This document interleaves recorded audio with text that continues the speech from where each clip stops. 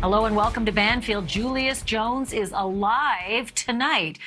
And that is news that he, his family, and their legions of supporters have certainly been praying for.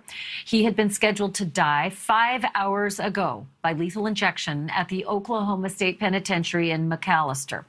In fact, he was already moved to a cell just adjacent to the execution chamber. But just 4 hours before he was scheduled to get that deadly needle, Oklahoma's governor stepped in with a clemency order that converts Jones' sentence from death to life. But there's a catch. No possibility of parole or pardon or further commutation by a future governor. And Julius was just 19 years old. He was convicted of killing a man named Paul Howell. That was back in '99. His trial defense was slipshod. His own lawyer admitted it was lousy. And later, his co-defendant confessed to other inmates, plural, that he, not Jones, was the real killer. Through it all, Jones' family prayed for a miracle. And tonight, they say they are thanking God continuously. Julius Jones' mother, Madeline, and sister Antoinette, both going to join me live in just a few minutes. But first, I want to bring in NewsNation's Marky Martin, who's been covering an emotional day at Oklahoma's Capitol. Marky, was this decision by the governor completely unexpected? And at the same time, talk to me about how it was received. Hey, good evening, Ashleigh. Today at the Oklahoma Capitol was just explosive, and we talked to so many people. And when you ask about, was this expected? Most of the people that we talked to today said they did not expect Governor Stitt to make this decision. They said they hoped and they prayed that he would, but they did not expect this to come to fruition. But when that news came down at 12:08 this afternoon, that's when Stitt's office sent out that email. I mean, this building just erupted. There were cries, there were shouts, people overcome with emotion. They could not believe today what they were reading with their own eyes, Ashleigh. So, Marky, what is also really astounding is that 5 Republicans joined these legions of people in asking the governor to adopt what the Board of Pardon and Parole had said, and that was that he should actually have his sentence commuted not just from death, but down to life with the possibility of parole. That has to be a very unusual sentiment where you're standing. Yeah, especially in a state, as red as Oklahoma, you have 5 GOP lawmakers came forward in support of commuting Julius's sentence. And today in the Capitol, I mean, there was bipartisan support in there. Talked to lawmakers, on both sides. And they said, there is just enough doubt in this case not to move forward with today's execution. But a lot of hands on deck here, a lot of support on both sides of the aisle. Ashleigh, you're exactly right. And so talk to me about the support outside. I mean, it's one thing to be in the Capitol. It's another thing to be the public. Still 50% of this country supports capital punishment. So there had to be a lot of people who were very disappointed and upset for the Howell family today. Yeah, at the same time, you acknowledge that this is a victory day for Julius Jones' family, but you have to acknowledge what the Howells have gone through as well. This was not the decision they wanted to see. In fact, Paul's sister was the lone adult eyewitness to that murder. Back in 1999, she testified that it was Jones who pulled the trigger. So the Howell family, not pleased, but they did come forward and say that, they found relief that Governor Stitt said in the future Julius would not be eligible for commutations or pardons or paroles. But yeah, there is a mixed bag here of reaction. But I will say, we were here at the Capitol all day long.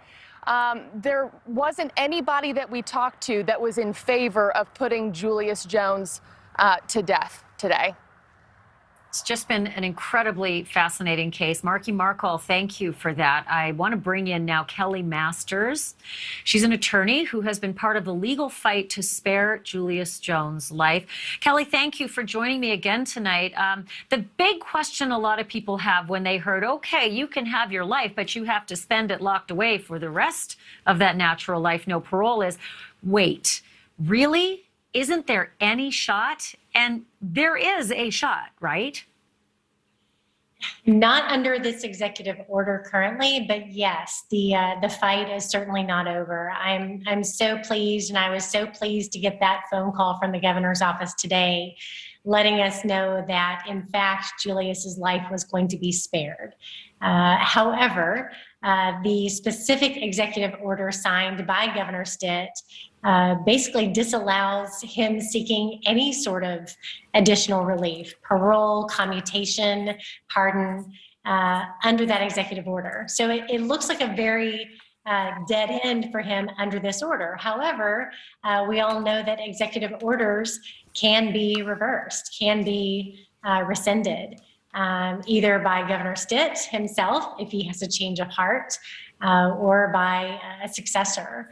And so at this hour, we are just thankful that Julius gets to live and see another day. It was clear to me that the governor did in fact see enough doubt in this case not to execute Julius after a thorough review. And so even though he has closed the door, at least for the time, on any additional relief, we're not giving up. At some point, if there is an opportunity to seek relief, we will.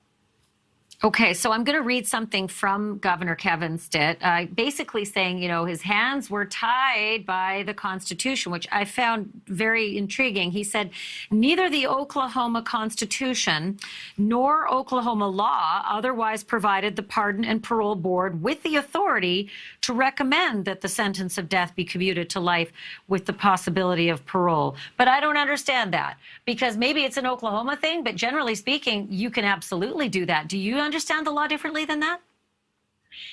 I'm not as familiar with the Pardon and Parole Board restrictions. I know that they read that differently or interpreted that, the recommendation that they could make differently.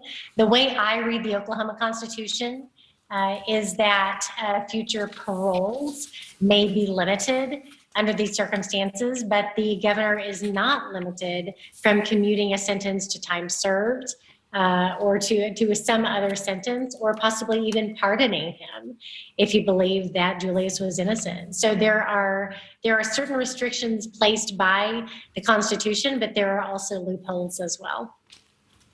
So this is also very disturbing for lay people to hear. And I don't care if you're for the death penalty or you're not for the death penalty. When you hear this, this is troublesome. And the Pardon and Parole Board made the recommendation to stop the execution and at least give the guy an opportunity to get out one day based on, and I'm just going to read this off, strong evidence of, number one, his innocence. That should be big enough. Number two, sentencing disparity. Number three, prosecutorial misconduct. Number four, racial bias. And then a big number five, which is other serious problems. I don't know how many more serious problems you can have than that. So I think it just sort of defies logic. It can't sit well with anybody who even supports capital punishment that a man with this many problems and this much that points towards his innocence is, well, we'll just, give him a real reprieve and lock him up forever. That was what was remarkable about this case. When I was first approached to even look at the case, and I was just approached not as a lawyer necessarily for Julius, but just as someone who could review the case and make a recommendation to the governor, I have to say I was in favor of the death penalty. I think I may have shifted after seeing the strong evidence of innocence in this particular case. But what we saw was even proponents of the death penalty, strong proponents of the death penalty, tend to agree that if there is doubt in a case, that the death penalty is final. And we really do need to ensure that there is no chance that we are executing someone who is innocent. And so I think in this case, the fact that the governor was willing to at least in part follow the recommendation of the Pardon and Parole Board and save Julius from execution, it's still very troubling that in a case where there is ample evidence of innocence, in addition to all of the other things that you listed, that for at least for now, Julius is still in prison for life for something that many of us believe he did not do. That's a hard thing to swallow. I'm not going to lie. Kelly, I really appreciate you taking the time, not just earlier this week, but tonight as well on this, I'm sure, very auspicious night for you and the group that you've worked with. Thank you. I appreciate it. Thank you so much. Kelly Masters joining me. Okay, so I told you this, right? A total of 5 Republicans joined this effort to pressure the Republican governor to grant that clemency to Julius Jones. Republicans. Oklahoma Congressman Kevin McDougal is one of them. He, tonight, is going to join Democratic State Senator George Young and talk to me a little bit about this very unusual dynamic. Thank you to both of you for joining me. If it's okay, Congressman McDougal, I'd like to start with you. I did not expect that we were going to have this conversation. I don't usually expect that Republicans will go against a Republican governor to say, this isn't right, switch your mind, give clemency. Talk to me about this process you went through. Yeah, my process is pretty simple because I've been working on another case of a death row inmate that I believe is 100% innocent. And the Julius Jones team reached out to me, and Kelly Masters, I trust with everything. And she's done an outstanding job researching this case. And when she said she had doubts, I simply came out and said, listen, if we've got doubts in any case on death row, then we have to stop death. We have to give an opportunity for innocence to be proved. And so that's why I spoke up in the Julius Jones case.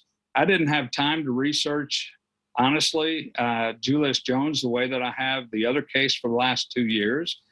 So I called Kelly Masters and said, is there doubt? And she said, I'm 99% sure that he's innocent.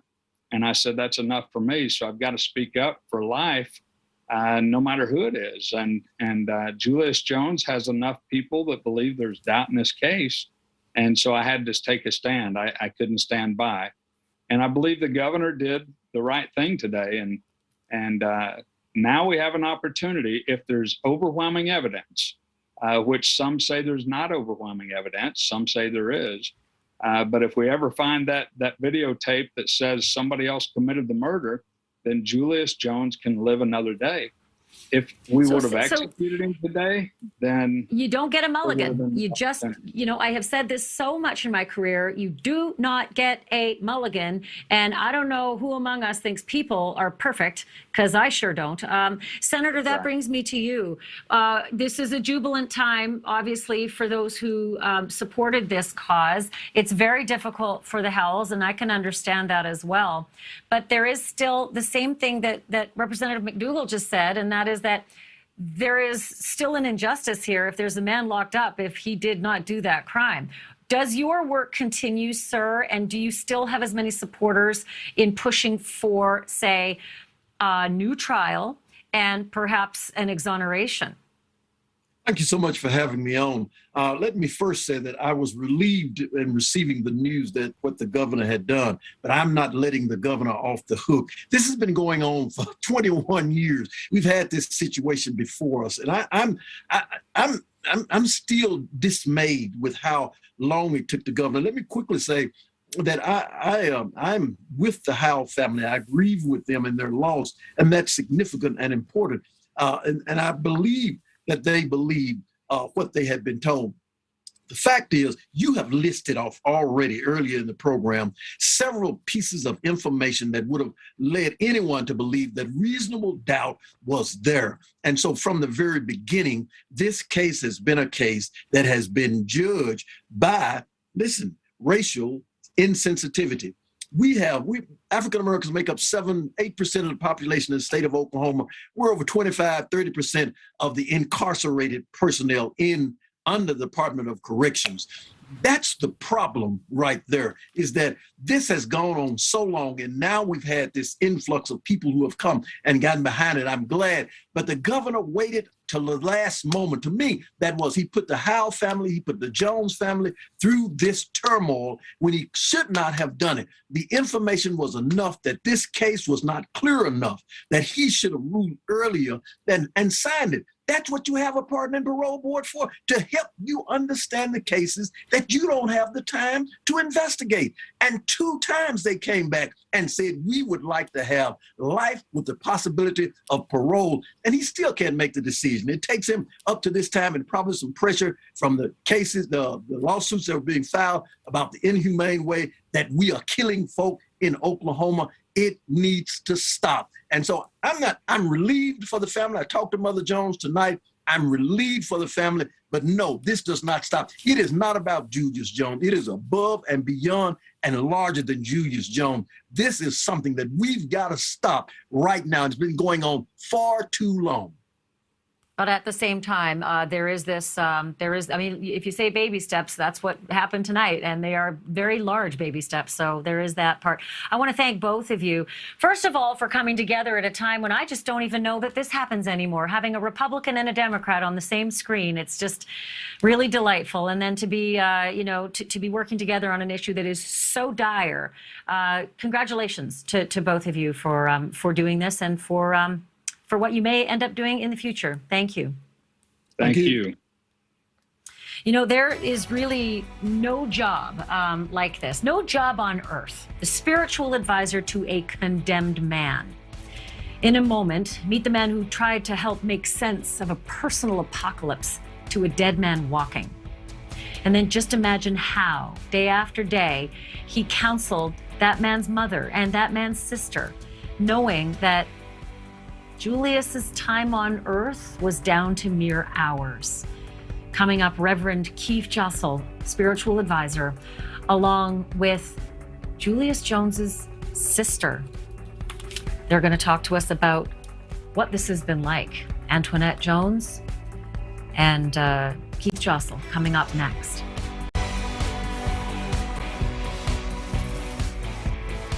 What are you feeling right now? Peaceful. Just been thanking God continuously without ceasing. This is all due to God. God said he shall live and not die. That is a condemned man's sister, learning he is no longer a condemned man. Welcome back. Our story is the triumph of life over death, and I could not mean that more literally tonight. Oklahoma death row inmate Julius Jones is still an inmate tonight, and likely will be for life. But execution is no longer his destiny. My next guests have walked a long and lonely road with Julius Jones for many, many years now. Antoinette Jones, who you just saw, is Julius Jones's sister, and the Reverend Keith Jossel took on the role of Julius's spiritual advisor when all had seemed lost. Welcome to the both of you. Antoinette, I cannot imagine what you are feeling. I spoke to you 2 nights ago, and your nerves were on edge. Your angst was palpable. And I could see the torture, the emotional torture you were going through. Talk to me about how you're doing tonight. I'm feeling lighter. I know my parents are elated, and my mom was definitely doing the holy dance. She has been doing the holy dance today.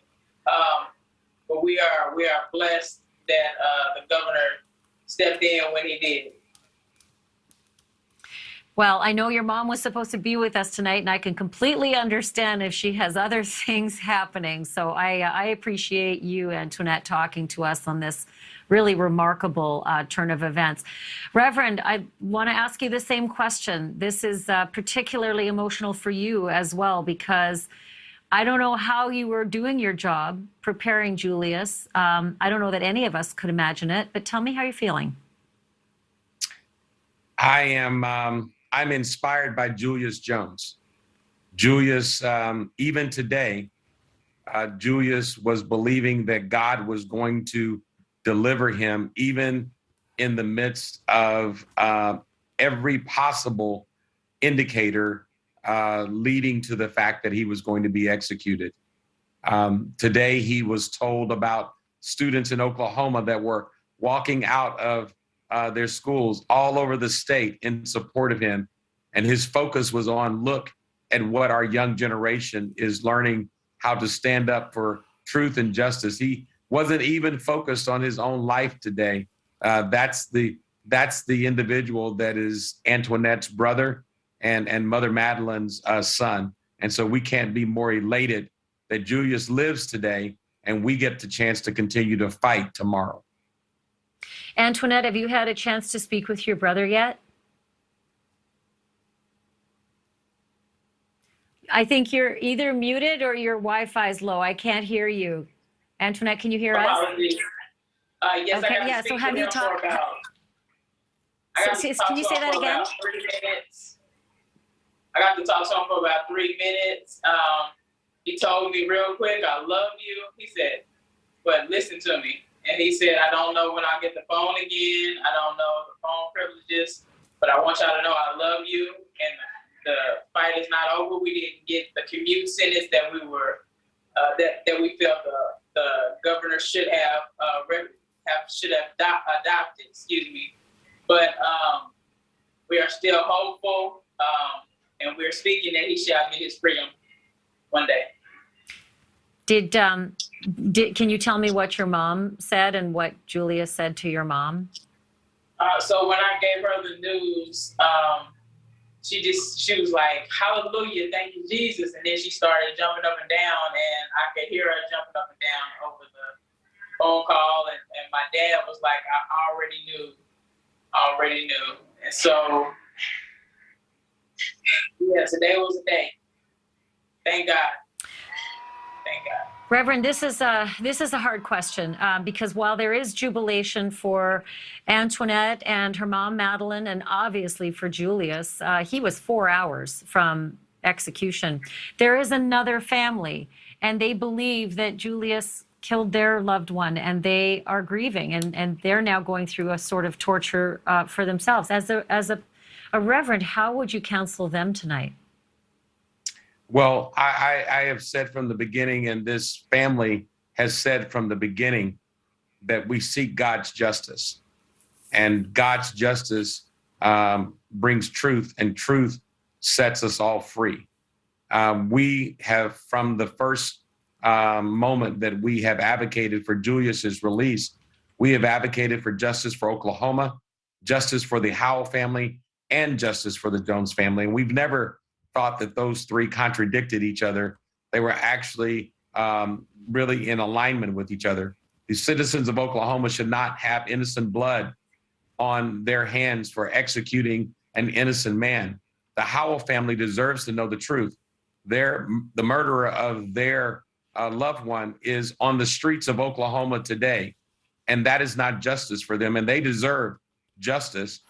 And the Jones family deserves justice. Julius deserves justice. He deserves to be free. The Pardon and Parole Board, which is the only legal proceeding in the state of Oklahoma over the last 22 years that has actually looked at the totality of the evidence, has voted twice. And this is a Republican-appointed Pardon and Parole Board, has voted twice that Julius Jones deserves life with the possibility of parole. And we will not stop fighting until Julius is able to come home and be with his family. Well, I hope that you'll continue to talk to us, because I want to follow your story and see what happens next, and find out if there's progress. And I'm happy for both of you and for your family and your loved ones and your friends that you have received this justice tonight. Thank you, Antoinette. Thank you, Reverend Keith Jossell. Really appreciate it. Thank you. Thank you. Day 3. We are day 3, and no verdict for Kyle Rittenhouse. And now the feisty judge has banned MSNBC from the courtroom, while the sheriff has brought breakfast to all the protesters. NewsNation's Brian Enton is watching everything, and he is live with us tonight in Wisconsin. That's next.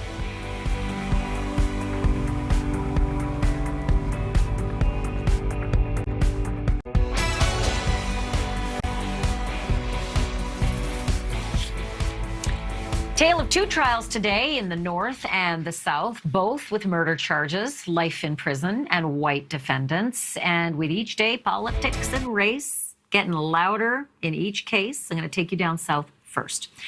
3 men on trial for the killing of Ahmaud Arbery. The defense rested today, But, and it's a big but, not before the man who pulled the trigger, Travis McMichael, was eviscerated by the prosecutor.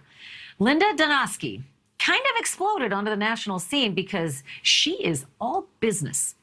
And she is the reason why it is a gamble to take the stand. It's a little like going up against Goliath when you ain't David. And today she weaved her magic because Travis McMichael was struggling to explain a key piece of his defense, why he chased Ahmaud in the first place. So at this point in time, he's running away from you. He has not threatened you. No. Hasn't pulled out a gun. No, ma'am. Hasn't pulled out a knife. He did not.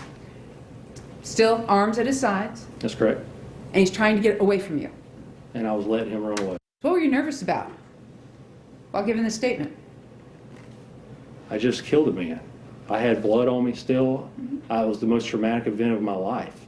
I was scared to death. I mean, it was the most traumatic event of my life. I don't know anybody who wouldn't be scared or stressed or terrified or anything. I mean, it was horrible. I'm talking about giving your statement 2 hours later at a police station. You were nervous because you thought you were going to jail, right? No.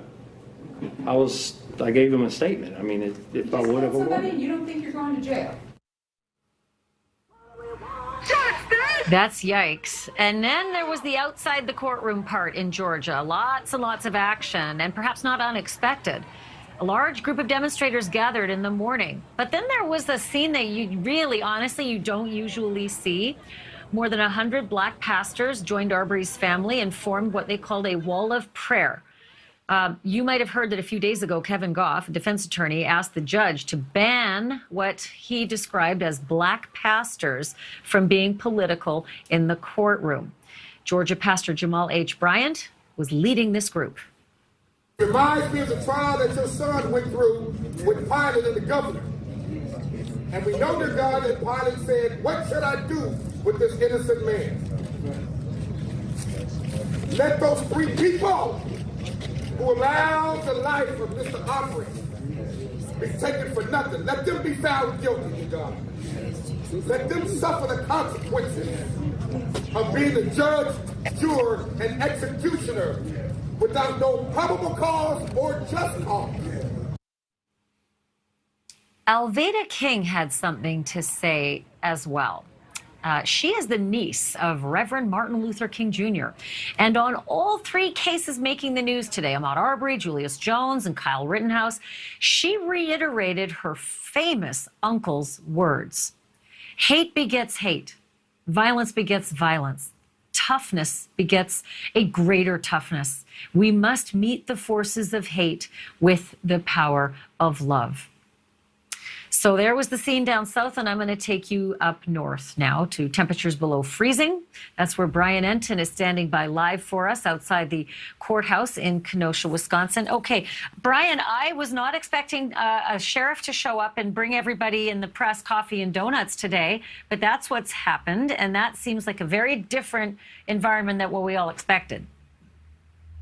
Yeah, it was interesting. The Kenosha County Sheriff showed up. He had his deputies with him. They showed up with all of these cookies and hot coffee from Dunkin' Donuts. They had a table. They set it all up right in front of the courthouse. And some of the deputies were having coffee, and a lot of the protesters were having coffee. And basically, the sheriff said, look, he just sort of wanted to have a moment where he connected with them. He wanted things to stay peaceful. Listen to what the sheriff told me. Just to kind of break the ice. I did this about 5 years ago with another protest that we had, and I brought out carrot cakes to everybody, and it seemed to just kind of diffuse part of it. So our ultimate goal is to do kind of the same thing. Show everybody we're here, we're supporting, we're here to protect, we're all part of the same team here today.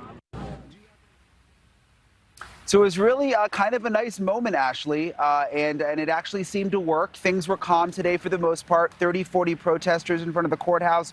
No real issues. There was one guy who got arrested.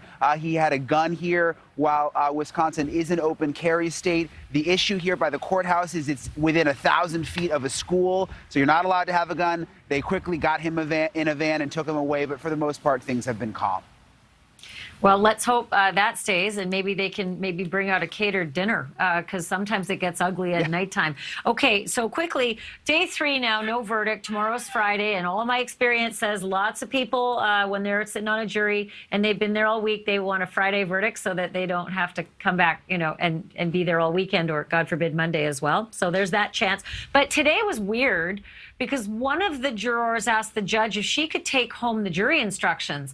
And I have never in my days of covering court heard of anybody who's ever allowed to take anything home. In fact, it's the opposite. Don't look at anything when you're home. Don't talk amongst yourselves. Don't do any of this business. But that happened. Yeah, there's been a lot of strange moments with this trial, and especially with the judge, and this was just yet another one. End of the day, it's before 5 o'clock, so the jurors decided they wanted to wrap up early, which was interesting in itself. And then one of the jurors, this woman, basically raises her hand and says, "Is it okay if I take the juror instructions home with me?"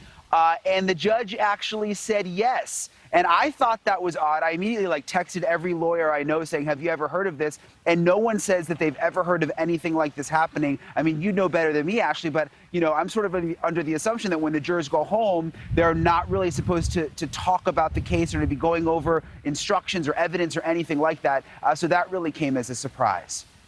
Yeah, I think it's really super weird. But okay, look, it's 36 pages and they were really confusing. So I guess maybe the judge is trying to help them out, but it's on the record. Okay, so then I've only got 30 seconds left, but MSNBC got banned. They're not allowed in the courthouse. What's the deal there? And is that really going to be permanent?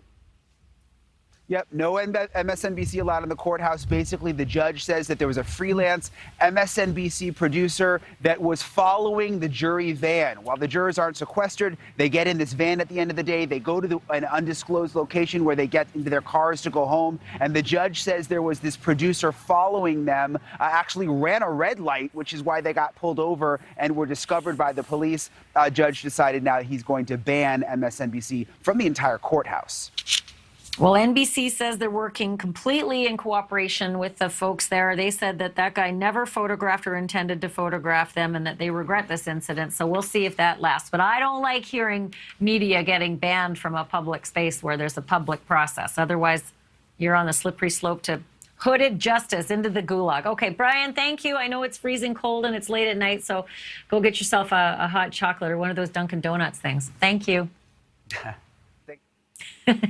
Brian joining us again tonight. Thank you for watching. Click the red subscribe button below so you can get more of NewsNation's fact-driven, unbiased coverage.